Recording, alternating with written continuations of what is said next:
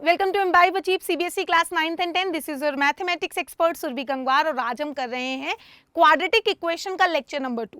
अगर अभी तक आपने इम्बाइब की ऐप डाउनलोड नहीं की है तो उसको डाउनलोड करिए, क्योंकि वहाँ पे खूब सारा मटेरियल आपके पढ़ने के लिए कम्प्लीटली फ्री अवेलेबल है।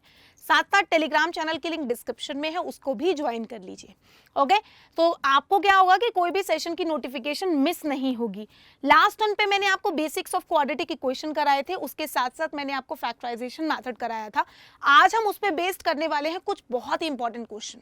ओके, तो जल्दी से इस सेशन को अपने दोस्तों के साथ भी शेयर करो सो दैट वो भी खूब सारे क्वेश्चंस हमारे साथ सॉल्व कर पाए। With this let's start today's session. तो यहाँ पे हमने आज करना है सिर्फ और सिर्फ फैक्टराइजेशन मेथड, कोई और मेथड यूज नहीं करेंगे क्वेश्चंस को सॉल्व करने के लिए। Find the roots of the quadratic equation by factorisation. तो स्टार्ट करते हैं with the very first question. आपने इस तरह का कोई क्वेश्चन दिया जाए तो सबसे पहले आपको उसका एलसीएम ले लेना है। तो हम जब यहाँ पे एलसीएम ले लेंगे बेटे, तो देखो हमारे पास क्या इक्वेशन बन जाएगी। We will be getting 16x square minus 8x plus 1 divided by 8 equals to 0 and इसकी हेल्प से हमें मिलेगा 16x square minus 8x plus 1 equals to 0। ठीक है, और हम इसके कर लेंगे फैक्टर्स। ठीक है, तो अब हमें फैक्टर्स करने हैं। क्या बताया था, इसके और इसके फैक्टर्स करके 8 लेके आना है ना।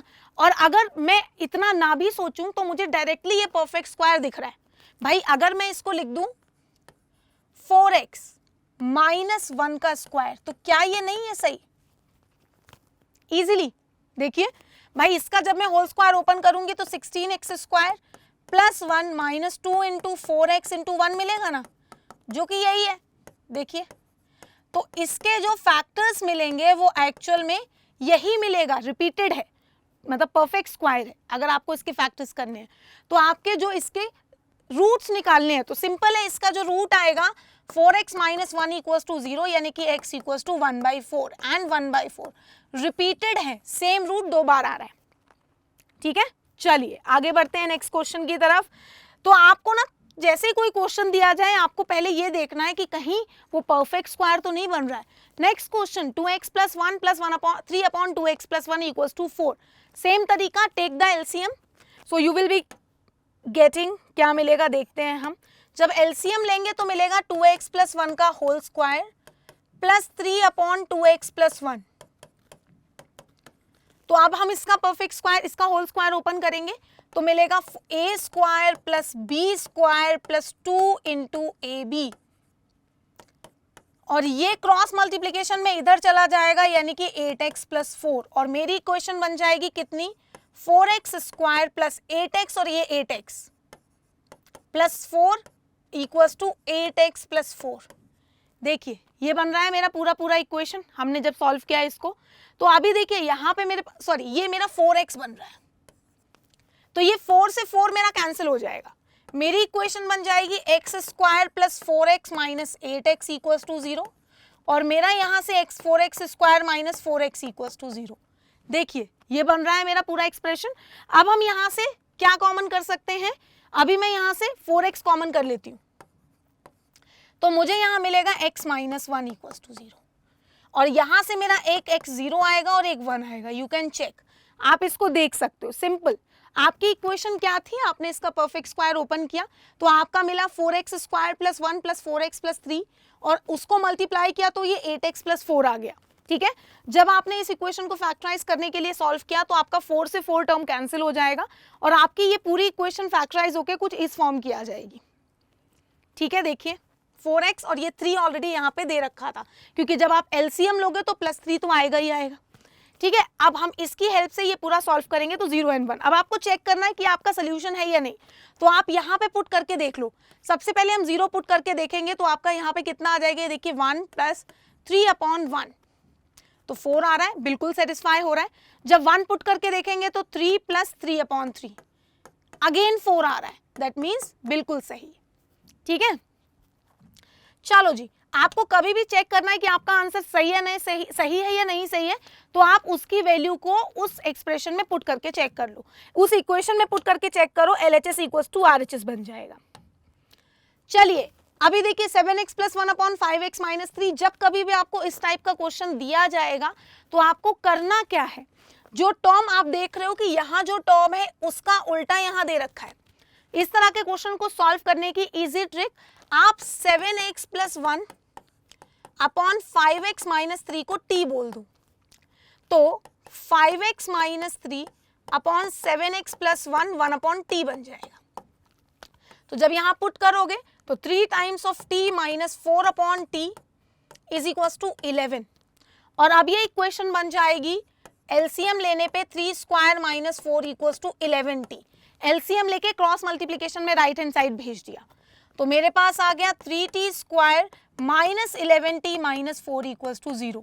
अब हम इसके अगर फैक्टर्स करते हैं तो 3 and 2 × 2, मतलब नॉर्मल अगर मैं मिडिल टर्म स्प्लिट करती हूँ तो ये बनेगा, ठीक है। और आपको 11 लेके आना है, तो मेरा ये बन जाएगा, देखिए 12 - 1, एक्चुअल में मुझे 11 लेके आना है, दोनों को यूज करना है और वो भी सबट्रैक्ट करना है। तो मैं इसको लिख देती हूँ 3t² - 12t + t - 4 equals to 0। यहाँ से 3t कॉमन आएगा तो t - 4 आ जाएगा, यहाँ से +1 कॉमन आएगा तो t - 4 आ जाएगा, तो एक फैक्टर t - 4 बन जाएगा, दूसरा फैक्टर 3t + 1 बन जाएगा। और यहाँ से दोनों इक्वेशन को अलग अलग सॉल्व करके t की वैल्यू को निकाल देंगे, यहाँ से t 4 आ जाएगा और यहाँ से t की वैल्यू -1/3 आ जाएगी। देखिए ये दोनों वैल्यूज आएंगी। अब t की इन वैल्यूज के लिए x निकालना है, क्योंकि आपका काम x निकालना है ना कि t। तो अब हम क्या करेंगे, एक बार 4 इक्वेट कर देंगे, तो 7x + 1 अपॉन 5x - 3 को 4 से इक्वेट करके x निकाल दो। तो जब मैं इसको सॉल्व करूंगी तो 7x + 1 इक्वल्स टू 20x - 12, और यहां से आपको x निकालना है एक्चुअल में, तो ये एक तरफ ले आएंगे 13 इज इक्वल्स टू, ये मेरा बन जाएगा कितना 13x। तो x की वैल्यू यहां से कितनी आ गई 1। देखिए एक x आपका 1 आ रहा है। अब आप चेक करना चाहते हो कि ये आपका सोल्यूशन है या नहीं है, तो x की जगह पे 1 पुट करके यहां देख लो, तो ये देखिए कितना बनेगा, 3 के साथ बन जाएगा ये 8/2 यानी कि 4, ये बन जाएगा कितना 12। तो कैंसिल होगा, देखिए यहाँ पे बन जाएगा 12 और ये -1, तो यहाँ 11 हो गया, सेटिस्फाई हो रहा है, that means x = 1 is the correct answer. Similarly आप x = -1/3 भी पुट कर सकते हो और आप चेक कर सकते हो कि आपकी x की वैल्यू क्या आएगी। तो 7x + 1 upon 5x - 3 equals to -1/3, तो 21x + 3 इक्वल्स टू -5x + 3, ठीक है। और इसको एक तरफ शिफ्ट कर लेंगे तो ये बन जाएगा 26x और ये 0, तो एक x आपका 0 बन रहा है, यू कैन चेक। हमने क्या किया, ये -5x था, अब 0 पुट करके देख लो आप, तो जब 0 पुट करेंगे तो यहाँ पे बन जाएगा 3 × 1 अपॉन -3 माइनस, यहाँ पे मैं पुट करके देख रही हूँ 4 × -3/1, तो ये मेरा 3 से 3 कैंसिल, यानी कि ये बन जाएगा मेरा -1 और ये मेरा बन जाएगा +12, यानी कि फिर भी 11 आ रहा है। तो यही दोनों आपके आंसर है, आप चेक कर सकते हो 1 and 0 इज योर आंसर, ठीक है। तो आपको जब कभी भी आंसर निकालना है तो आपको कुछ नहीं करना, आप टी के टर्म्स में सॉल्व करो, आपका करेक्ट आंसर वहां से निकल के आएगा, ठीक है। चलिए आगे बढ़ते हैं नेक्स्ट क्वेश्चन की तरफ, इसको हमें फैक्टराइज करना है। अगेन बहुत ही सिंपल क्वेश्चन है, अगर आप अच्छे से समझेंगे इस कॉन्सेप्ट को तो आपका इजीली सॉल्व हो जाएगा। तो अभी ये तो बहुत ही आसान है, middle term splitting directly use कर लेनी है, तो हमें 6 और 2 को यूज करके -1 लाना है, तो 3 × 2 × 2 को यूज करना है और -1 लेके आना है, तो 4 - 3 डायरेक्टली लगा सकते हो, 2x² - 4x + 3x - 6 equals to 0। हमने -x को -4x + 3x लिख दिया, और हम इन दोनों से 2x कॉमन कर सकते हैं, तो मेरा आ जाएगा x - 2, यहाँ से 3 कॉमन कर लेते हैं तो x - 2, x की वैल्यू आ रही है 2 एंड x की वैल्यू आ रही है -3/2। You can check your answer. Check करना है कि आपका आंसर सही है या नहीं है, डायरेक्टली पुट करके चेक कर लीजिए, है ना, बहुत ही आसान और बहुत ही इजी, ठीक है। चलो आगे बढ़ते हैं नेक्स्ट क्वेश्चन की तरफ। Find the roots of the given quadratic equation by factorization method. Again 100x² - 20x + 1, ये तो मुझे डायरेक्टली परफेक्ट स्क्वायर दिख रहा है, क्या आपको भी दिख रहा है? देखो इसको मैं लिख सकती हूँ 10x का होल स्क्वायर माइनस इसको मैं लिख सकती हूँ 2 इंटू 10x इंटू 1 और ये +1, यानी कि इसको मैं लिख सकती हूँ -1 का स्क्वायर। ये मेरा बन रहा है 10x - 1 का होल स्क्वायर और यहां से x की वैल्यू आ रही है 1/10 and this is the correct answer. Same root 2 बार है 1/10, 1/10 is the root of this. बहुत ही इजी, बहुत ही आसान, यू कैन चेक, है ना। चलिए इसी के साथ साथ नेक्स्ट क्वेश्चन की तरफ बढ़ते हैं। ये क्वेश्चन बेटा, इस तरह के क्वेश्चन आपके स्कूल एग्जाम में बहुत पूछे जाते हैं, आपको बहुत अच्छे से आने चाहिए कि इस तरह के क्वेश्चंस को कैसे सॉल्व करना है। तो देखिए बस एलसीएम लेना है, सबसे पहले एलएचएस में एलसीएम ले लेंगे तो x + x - 2 डिवाइड में आएगा x और साथ में x - 2 मल्टीप्लिकेशन में, यहाँ 8/2x + 5 है। अच्छा आपको पता है कि आरएचएस में ये इधर साइड में ये क्यों लिखा होता है? ये एक्चुअल में इसलिए लिखा होता है, जब कभी भी आप x0 पुट करोगे तो ये टर्म 1/0 यानी कि नॉट डिफाइंड हो जाएगा। हमेशा डिनोमिनेटर को हमें 0 नहीं लेना है, इसीलिए आपको वो टर्म 0 नहीं लेने होते हैं, ठीक है। तो जब हम इसे सॉल्व करेंगे बच्चे तो मेरा ये कितना बन जाएगा 2x - 2, ये बन जाएगा x² - 2x, ये 8/2x + 5 है। इन दोनों को क्रॉस मल्टीप्लाई कराएंगे तो जब ये दोनों मल्टीप्लाई होंगे तो आएगा 4x² + 10x - 4x एंड -10, ये इससे मल्टीप्लाई होगा 8x² - 16x। अब मैं सारे टर्म्स को एक तरफ शिफ्ट करूंगी तो 4x² इधर जाएगा तो मेरा बन जाएगा 4x², ये -16x है और ये कितना है 6x प्लस का, तो ये उधर जाएगा तो बन जाएगा -22x आएगा, जिसकी हेल्प से ये 11x आएगा। देखिए ध्यान से, ये -16 था और ये भी +6 था जो कि उधर जाके माइनस हो जाएगा। तो जब मैं इसकी मिडिल टर्म स्प्लिटिंग करूंगी तो साफ साफ दिख रही है 5 2 जा 10 एंड 10 + 1 11, तो मैं इसको लिख सकती हूँ 10x - x + 5 = 0। अब न्यूमरेटर से 2x कॉमन कर सकते हो तो आ जाएगा x - 5, नॉट न्यूमरेटर से, इन दोनों टर्म से 2x कॉमन कर लेते हैं और इन दोनों टर्म से भी हम -1 कॉमन कर लेते हैं। तो यहां से एक फैक्टर x - 5 आ गया और दूसरा फैक्टर 2x - 1 आ गया, तो एक वैल्यू x की आ जाएगी 5 और दूसरी वैल्यू आ जाएगी 1/2। So this is your answer for this question, ठीक है। तो इस तरह से हम इन क्वेश्चंस को सॉल्व कर रहे हैं, कुछ भी अलग नहीं लग रहा है, जस्ट आपको एलसीएम लेना है, आपको चेक करना है कि आपका आंसर सही है या नहीं सही है। जस्ट सब्स्टिट्यूट, 5 सब्स्टिट्यूट करके देखो, 1/2 सब्स्टिट्यूट करके देखो, आपका आंसर एलएचएस और आरएचएस दोनों तरफ को सेटिस्फाई करना चाहिए, ठीक है। क्योंकि कई बार बच्चों को इस चीज में कंफ्यूजन होता है यहाँ पे कि इनका आंसर सही आया या नहीं, ठीक है। तो आपको बहुत ध्यान से चेक करना है। नेक्स्ट क्वेश्चन पे बढ़ते हैं। क्वेश्चंस आपके बेसिकली सिंपल फैक्टराइजेशन पे हैं, मिडिल टर्म स्प्लिटिंग पे हैं, यूजिंग अलजेब्रिक आइडेंटिटीज पे हैं। अगर आपको कभी भी इस तरह का क्वेश्चन दिया जाता है तो उसके आगे मेंशन होता है और कि by using the quadratic formula, by using the factorization method, by using the middle term splitting. अगर मेंशन नहीं है तो आप कोई भी मेथड यूज कर सकते हो, बट अगर मेंशन है तो आपको इसी मेथड से इसको सॉल्व करना पड़ेगा, ठीक है। चलिए, तो आपको इस बार 5√3 आना है। बहुत सारे बच्चों को ये रूट वाले फैक्टराइजेशन में प्रॉब्लम होता है, आपको टेंशन नहीं लेना, मैं आपको सिखा रही हूँ कि कैसे करना है। आप इसके और इसके फैक्टर्स करो और ऐसे फैक्टर्स करो कि उसमें √3 भी आए। भाई √3 किससे क्या करोगे, 3 को √3 × √3 लिख देंगे। तो 6 के फैक्टर्स हम लिख सकते हैं 3 × 2 और 12 के फैक्टर्स लिख सकते हैं 2 × 2 × 3। तो एक को हम √3 लिख देते हैं, तो 2 × 2 × 2 × 3 × √3 × √3। अब इनको यूज करके 5√3 लाना है, वो भी सबट्रैक्ट करके, क्योंकि यहाँ माइनस साइन है। तो मेरा आएगा 12y² प्लस ऑफ, यहां देखो 5√3 लाना है, 5√3 लेके आना है। देखिए 5√3 लेके आना है, 8√3 - 3√3, 8√3 - 3√3 विल बी 5√3। तो हम इसको लिख देते हैं 8√3y - 3√3y - 6 = 0। और इन दोनों टर्म से मैं 4 कॉमन कर लेती हूँ, 4y, तो मेरा मिल जाएगा 3y प्लस ऑफ 2√3। और यहां से मैं क्या करूंगी, √3 कॉमन कर लूंगी, तो मेरा मिल जाएगा 3y प्लस 2√3। 6 से √3 कॉमन करोगे तो 2√3 बचेगा, क्योंकि 6 को 2 इंटू 3 लिख सकते हो और 3 को √3 इंटू √3 लिख सकते हो। तो एक फैक्टर आपका बन गया 3y प्लस 2√3 और दूसरा फैक्टर आपका बन गया 4y माइनस √3।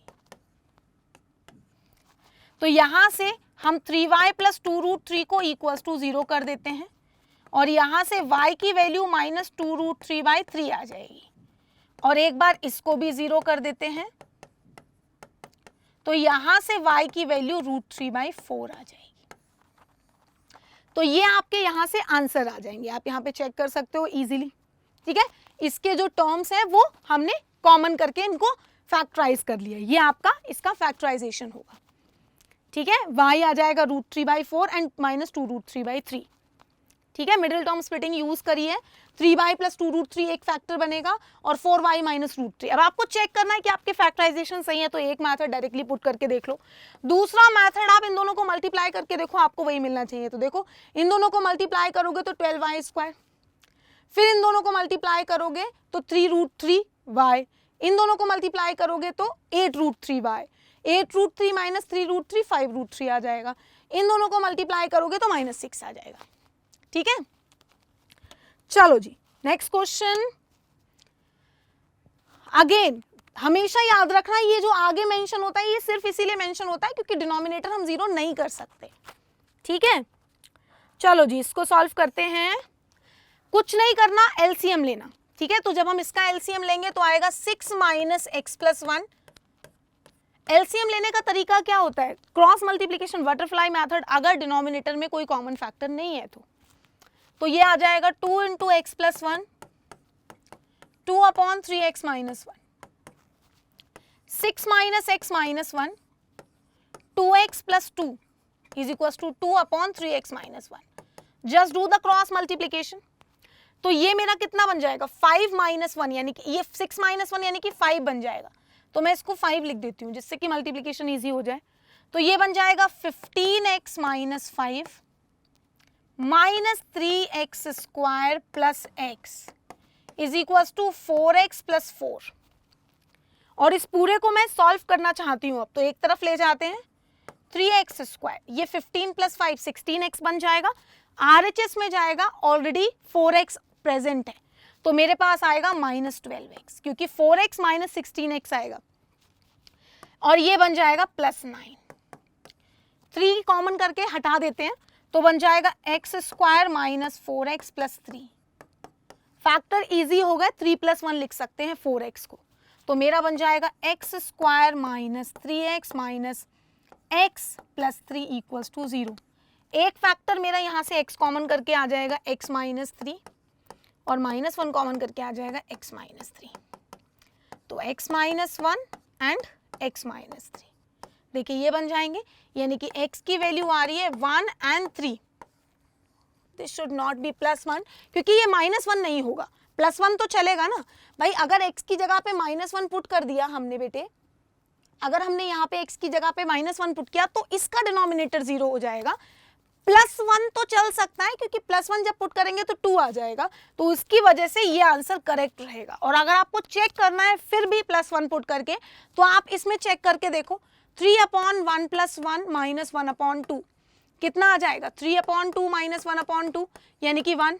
RHS में 1 पुट करो, 2/3 माइनस 1, 2/2 1।